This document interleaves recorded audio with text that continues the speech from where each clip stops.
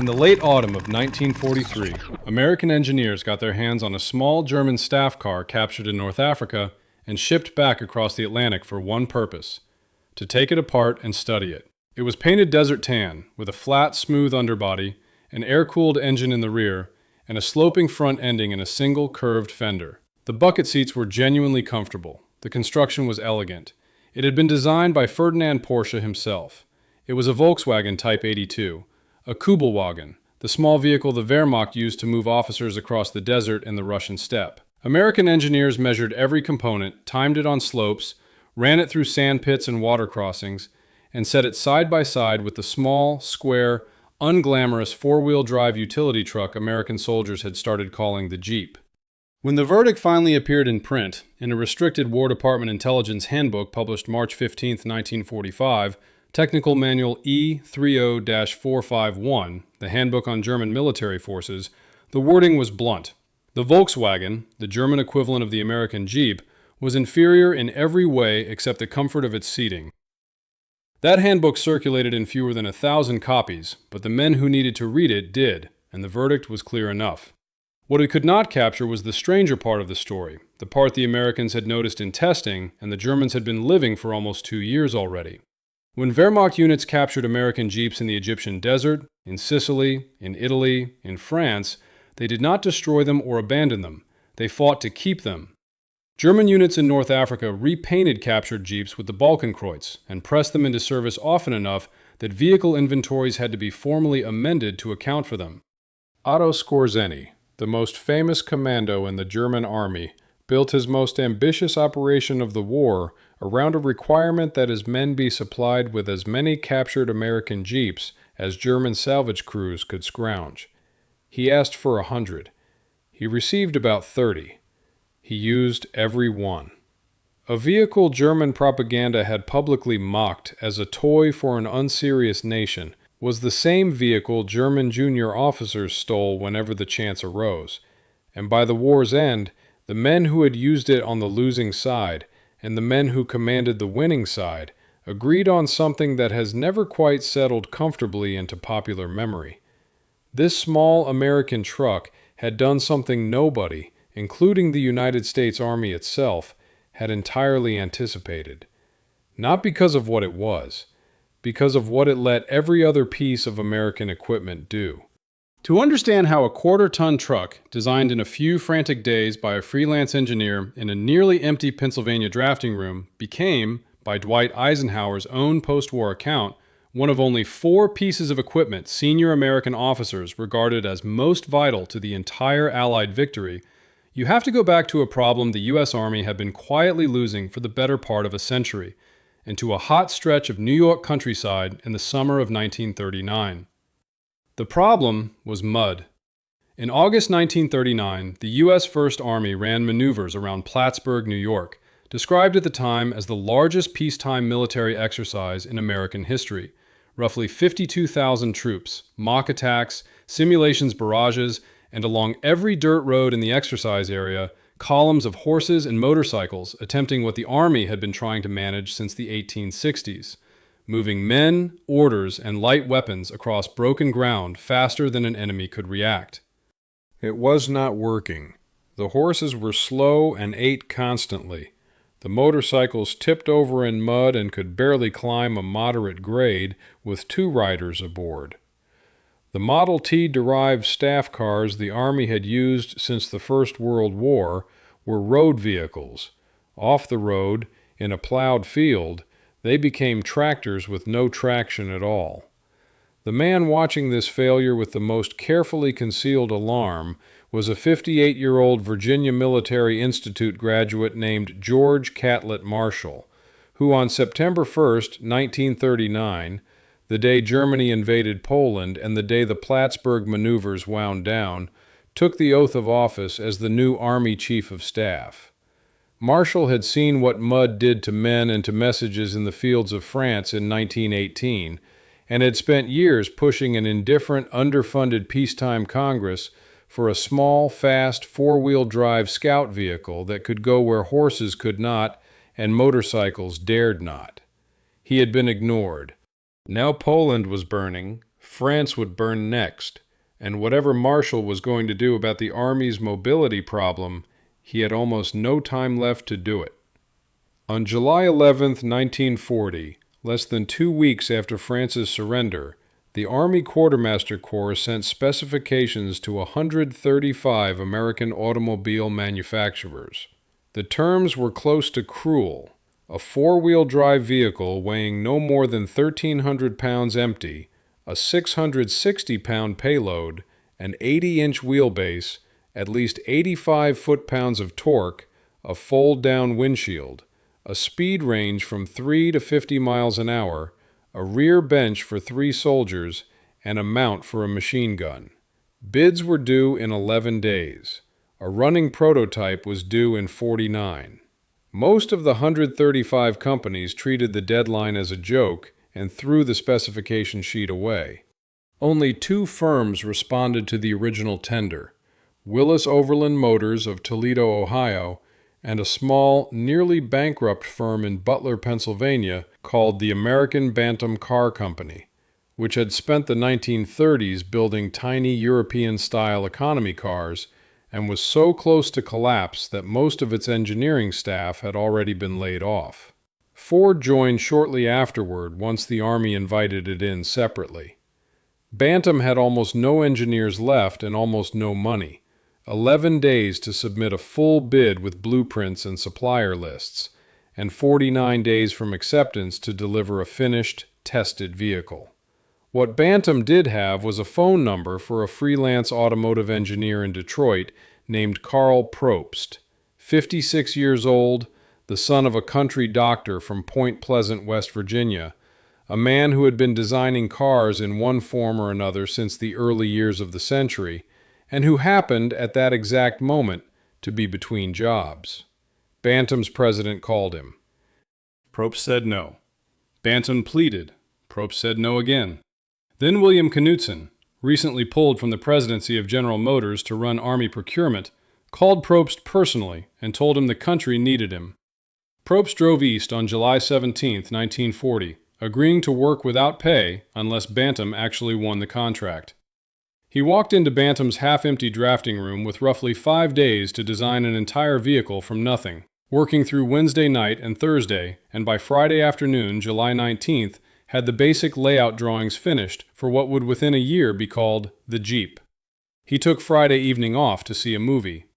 Over the weekend, he finalized costs and supplier specifications, and on Monday morning, July 22nd, he and Bantam's plant manager drove the completed bid package to the Quartermaster Corps Test Center at Camp Holabird on the southeast edge of Baltimore. I think it's worth pausing on what Probst was actually paid for that work, because it says something about how this story eventually got remembered. By most accounts, he received around $200 total for designing the vehicle that became the most produced American military truck of the war. And even that modest credit came under dispute almost immediately, since it was Bantam's own test driver, Harold Christ, who built and physically drove the finished prototype the 250 miles from Butler to Camp Holabird under its own power, because Bantam could not afford to ship it by rail. According to multiple Bantam accounts, the vehicle rolled through the gate about 30 minutes before the deadline. The vehicle in Probst's drawings was not original in any single component. The engine came from a small firm called Continental, a 4-cylinder side valve unit of roughly 45 horsepower. The transfer case came from Spicer. The transmission came from Warner Gear. The axles were modified Studebaker units. What was original was the way Probst had stitched together entirely ordinary civilian parts into the small, all-purpose, four-wheel drive vehicle the Army had been asking for and not getting for 3 decades. Then something strange, and by any fair reading, unfair happened. The Army accepted Bantam's design, tested it brutally, declared it the best of the field, and then, citing concerns that tiny Bantam could never produce vehicles in the volume the war would demand, handed Bantam's own blueprints to Willys and Ford and ordered them to build the same vehicle. The Army's legal position was that the drawings, developed under a government specification, now belonged to the government. Probst was furious. There was nothing he could do about it. Willys and Ford then went on to improve the design considerably.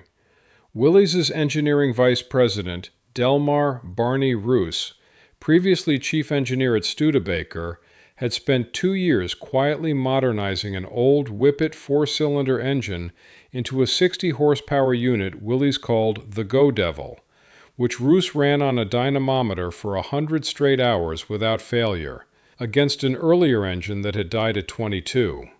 It was, by any measure, the best small military engine in the world at that moment, and the Army insisted both Willys and Ford use it. Ford, in turn, contributed the now iconic stamped steel grille with vertical slats that has been the vehicle's visual signature ever since. By July 1941, the Army had fully standardized the design.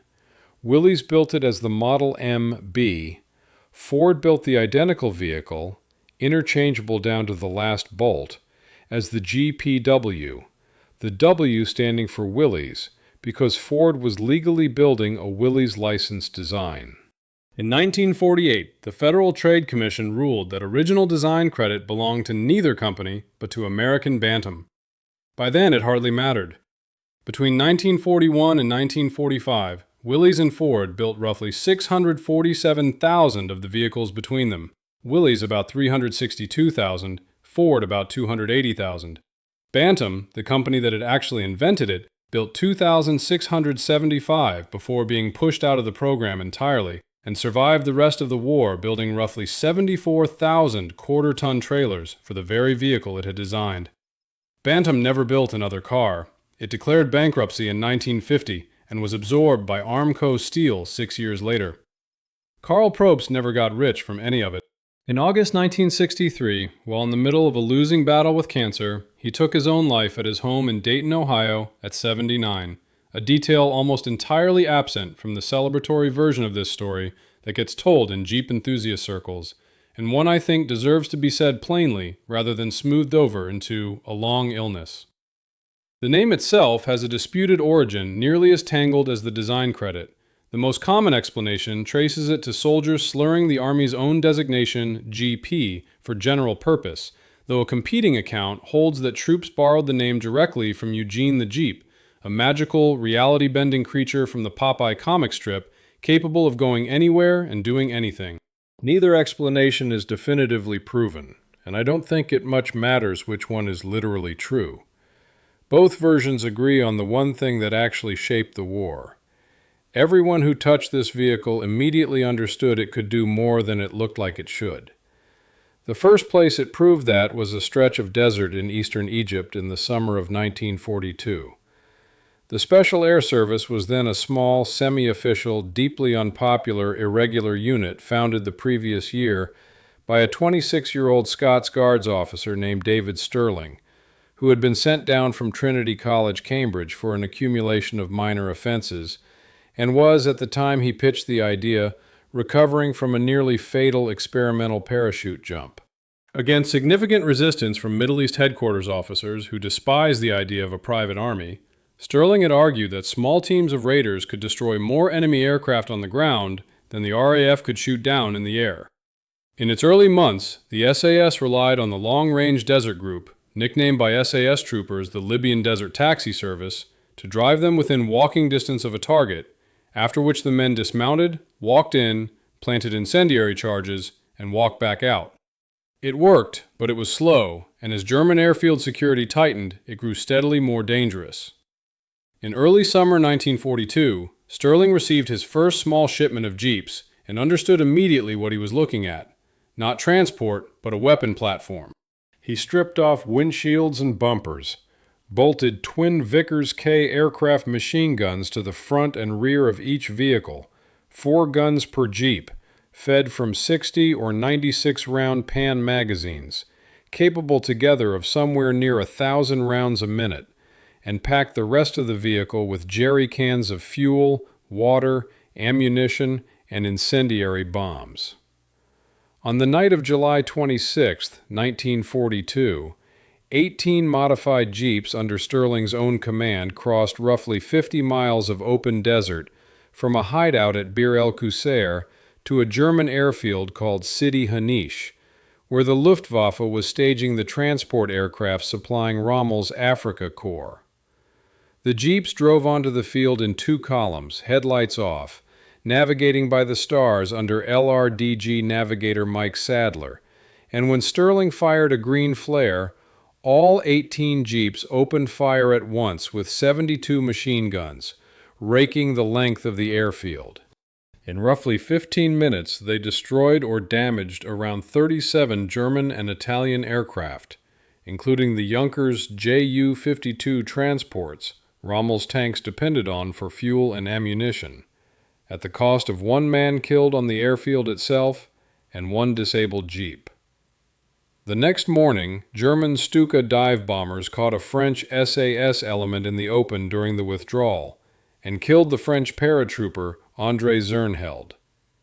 In the 15 months between Sterling's first jeep-mounted raid and his capture by German forces in Tunisia in January 1943, the SAS destroyed more than 250 Axis aircraft on the ground across North Africa, alongside fuel dumps, supply depots, and miles of telephone line.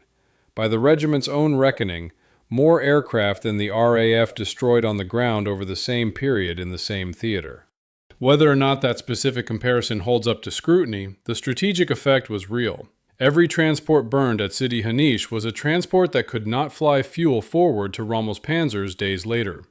What the Germans were watching that summer, and what I don't think they ever fully translated into their own doctrine, was not a mystery of hardware. Germany had its own small vehicles, the elegant Porsche-designed Kubelwagen and the amphibious Schwimmwagen, actually lighter and more compact than its closest American counterpart, the Ford GPA. But the Kubelwagen had rear-wheel drive only, an air-cooled engine that, reliable as it was, produced barely 24 or 25 horsepower, and was, at bottom, an excellent civilian passenger car adapted for military use. The Jeep was a military vehicle from its very first sketch.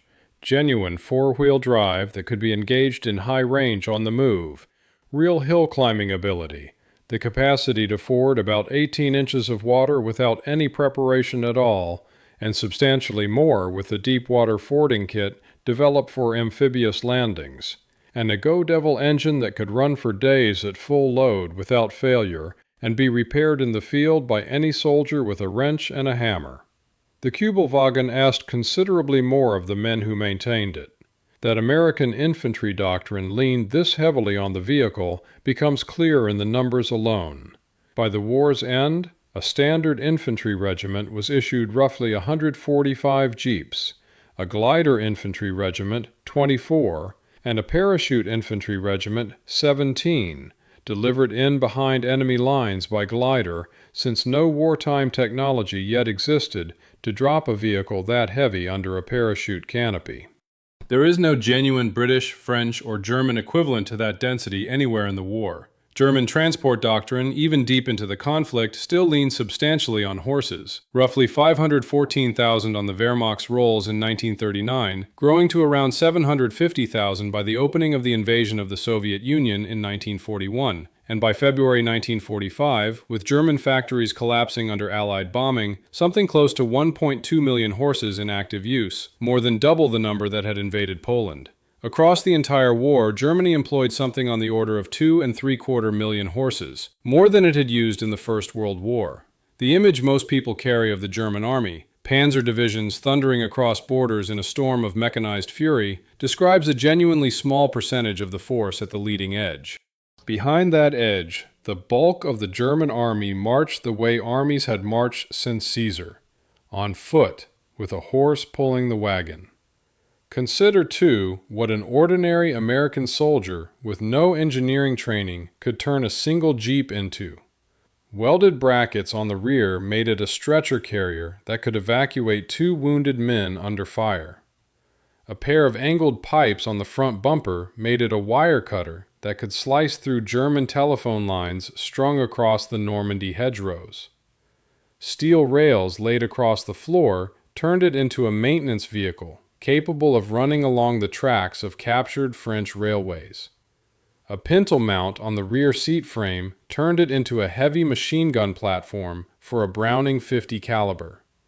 A canvas frame turned it into a rough field ambulance, and a front-mounted winch made it a recovery vehicle for stuck trucks many times its own weight. On the volcanic ash of Iwo Jima, jeeps sank to their axles where heavier trucks could not even get moving, and the ones that stayed upright still carried wounded Marines off the beaches in numbers the medical evacuation plan had never anticipated. On the Lido Road in the China-Burma-India Theater, jeeps hauled medical supplies and ammunition up jungle trails British planners had already concluded were impassable in monsoon conditions, where the only alternative was a man with a stretcher and a very long walk. None of these modifications came out of Detroit or Toledo. They were invented in the field by sergeants and corporals with welding torches and salvaged parts, the same practical instinct that had once turned Henry Ford's Model T into 1,000 improvised farm tools across the rural Midwest 20 years earlier. The most extreme adaptation was probably the airborne Jeep, stripped of windshield, bumper ends, and every tool not strictly essential, and lashed with steel cable to the deck of a glider for delivery behind enemy lines. British glider units flew jeeps into Arnhem this way during Operation Market Garden in September 1944, using them to tow 6-pounder anti-tank guns into the streets, where the British 1st Airborne Division would make its desperate stand at the bridge. American jeeps rode into Normandy, the Netherlands, and Germany aboard Waco CG-4 gliders with the 82nd and 101st Airborne Divisions, and in Operation Varsity, the airborne crossing of the Rhine on March 24, 1945, more than 200 jeeps came in with the 194th Glider Infantry Regiment alone. War correspondent Ernie Pyle, who rode in jeeps from North Africa to Italy to France before he was killed by Japanese machine gun fire on Iwo Jima on April 18, 1945, described the vehicle in a 1943 dispatch from North Africa in terms that have been repeated by nearly every serious historian of American mechanization since. That it went everywhere, did everything, and never seemed to notice being asked to carry twice what it had been designed for. What I think the Wehrmacht of 1943 genuinely could not translate into its own institutional framework was not the four-wheel drive or the simple field repairs. It was the fact that the men using the Jeep were, in effect, redesigning it every single day in every theater, entirely without permission from anyone above them. The German army did not work that way. It was an institution that prized engineering excellence handed down from above. The Tiger tank was a genuine masterpiece of metallurgy and gunnery, designed in offices by men with doctorates. The American Army of 1943 was, in equipment terms, a far less elegant institution, but it operated on a culture in which the man holding the wrench was assumed to know something the man holding the blueprint did not, and improvising on issued equipment was not a violation of procedure, but close to the entire point. By autumn 1944, the vehicle was everywhere. Patton rode jeeps punching across France. Eisenhower rode one in Normandy in the famous Signal Corps photographs. Field Marshal Bernard Montgomery used one alongside his staff Humber. Brigadier General Theodore Roosevelt Jr., the former president's eldest son, drove through the Normandy fighting in a battered jeep he had named Rough Rider, after his father's volunteer cavalry regiment from the Spanish-American War, until his death from a heart attack near Mayotte on July 12, 1944. King George VI, who had come ashore by DUKW to visit the Normandy beachhead 10 days after D-Day, was photographed beside one on that same trip. Roughly 50,000 jeeps went to the Soviet Union under Lend-Lease, where Red Army troops called them simply Velizy, and used them as command vehicles all the way to Berlin. It's worth pausing on the medical role specifically, because it's the one veterans who served alongside the Jeep almost always mention first when asked. A standard field modification fitted a Jeep with welded brackets that could carry 2 stretcher cases lying flat across the rear, with a third strapped across the hood in a bad enough emergency. Ambulance trucks could not reach the forward foxholes. Jeeps could, driving through active artillery fire with red crosses painted on canvas tarps to pull men who had been hit minutes earlier back to the battalion aid station while surgeons could still do something about it. The American died of wounds rate fell from roughly 8% in the First World War to roughly 4% in the Second, a change driven by sulfa drugs, plasma, penicillin after 1943, and forward surgical hospitals, but forward casualty evacuation by Jeep was a genuinely foundational link in that same chain. Now consider what the other side actually did with the vehicle, because I think this is where the German record becomes most honest about itself, entirely without meaning to. In October 1944, as he was assembling his last major offensive of the war in the Ardennes, Hitler summoned Waffen-SS Lieutenant Colonel Otto Skorzeny to his Wolfschanze headquarters in East Prussia and told him, according to Skorzeny's own post-war account, that he wanted a special brigade of English-speaking soldiers dressed in American uniforms, driving American vehicles, to slip through American lines in the offensive's opening hours and seize bridges over the Meuse, cut communications, and sow confusion in the American rear. Skorzeny, who had already received the public propaganda credit a year earlier for the glider raid that freed Mussolini, an operation actually planned and led by a Luftwaffe paratroop officer named Harold Moores, took the assignment, codenamed Operation Greif, German for Griffin. He requested 15 captured tanks of any kind, 20 armored cars, 20 self-propelled guns, 100 jeeps, 40 motorcycles, and 120 trucks. What actually arrived fell laughably short. 2 Sherman tanks, only one of them running, a handful of scout cars, roughly 30 jeeps, and about 15 trucks, with the rest of his requisition arriving, apparently by bureaucratic confusion somewhere down the chain, as miscellaneous captured Polish and Soviet equipment nobody at the depot seemed to know what to do with. To fill the gap in armor, Skorzeny's engineers disguised roughly 70 ordinary German tanks with sheet metal panels to resemble American M10 tank destroyers, a detail almost stranger than the vehicle theft itself, since it meant German soldiers went into an American uniformed deception operation riding inside German tanks wearing a second layer of costume on top of their own. Skorzeny needed fluent English speakers for the small commando element, roughly 150 men eventually named Einheitsstielau. He had hoped for several hundred. Of about 2,500 volunteers screened, only around 10 spoke genuinely idiomatic American English. Another 30 or 40 spoke good English with no grasp of American slang. The rest ranged from moderate to barely functional. Skorzeny himself later called the result terrifying. But what stands out to me is what he did with the jeeps once he had them. He did not use the German Kubelwagens his own army was producing by the tens of thousands. He used stolen American jeeps specifically, because he and his men understood exactly what every American soldier already understood, that the jeep would go anywhere the Germans' own vehicles could not, and that any American checkpoint would walk one through without a second look, in a way it would not wave through anything else on wheels. The operation was a near-total tactical failure, and at the same time a psychological success wildly out of proportion to the handful of men and vehicles actually involved.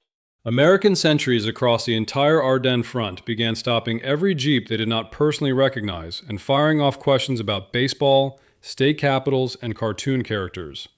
General Omar Bradley was briefly detained after correctly naming Springfield as the capital of Illinois because the military policeman questioning him believed the answer was Chicago.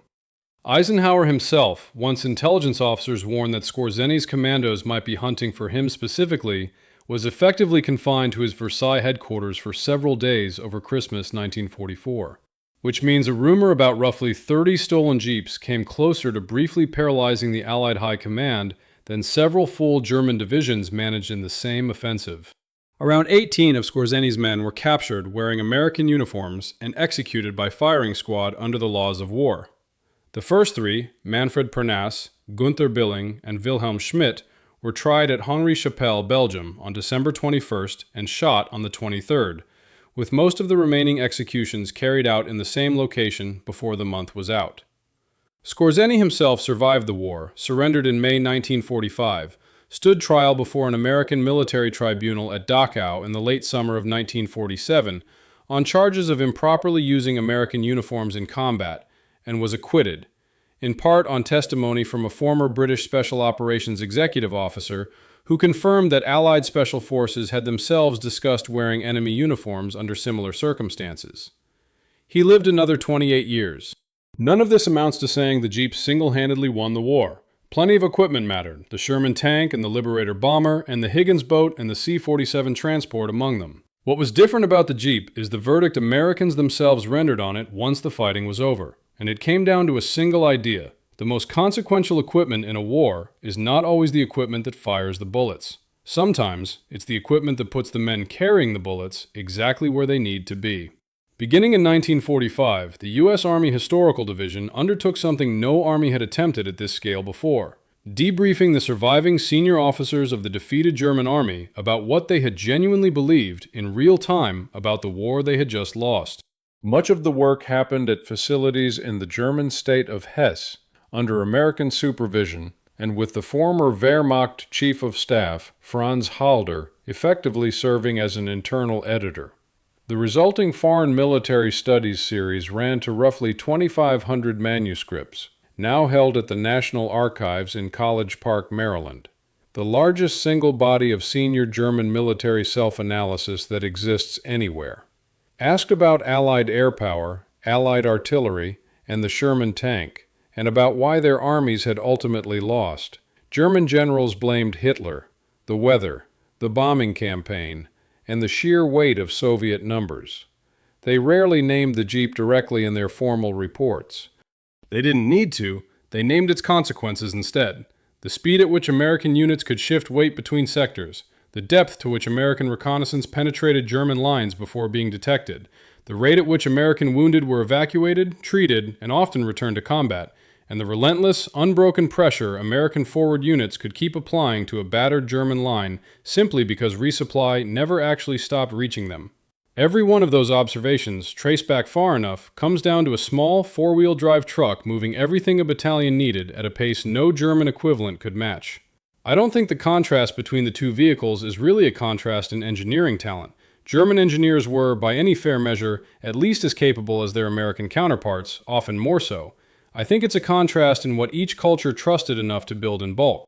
Germany built the Kübelwagen as a finished object, a clever, refined, single-purpose design that did one job, moving a small number of officers across reasonable terrain extremely well, and built about 50,000 of them across the entire war.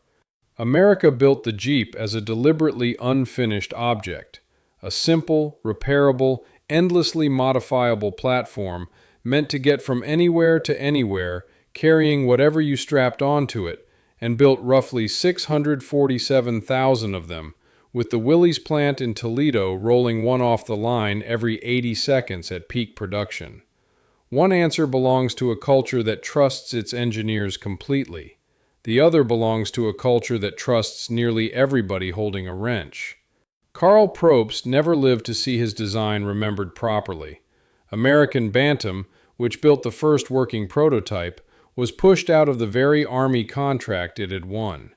David Sterling, who bolted a pair of machine guns to a Jeep in the Egyptian desert and effectively invented a new form of warfare, spent most of the rest of the war as a German prisoner.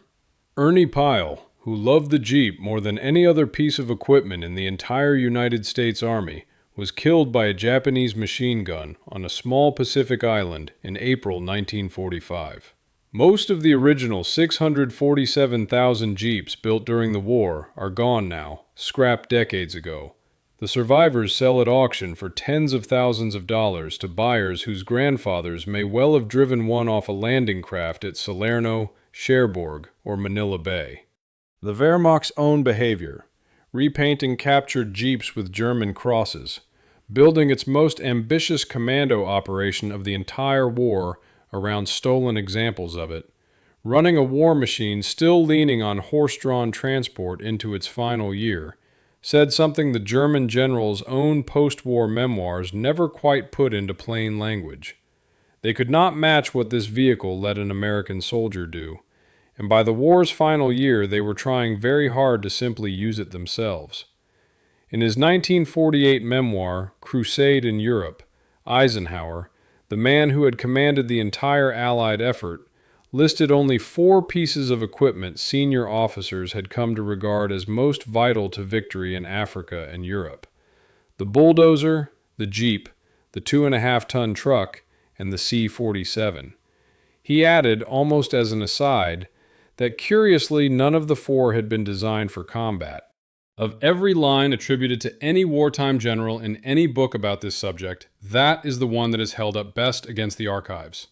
Here's a question worth sitting with, and I'd genuinely like to hear what you think in the comments.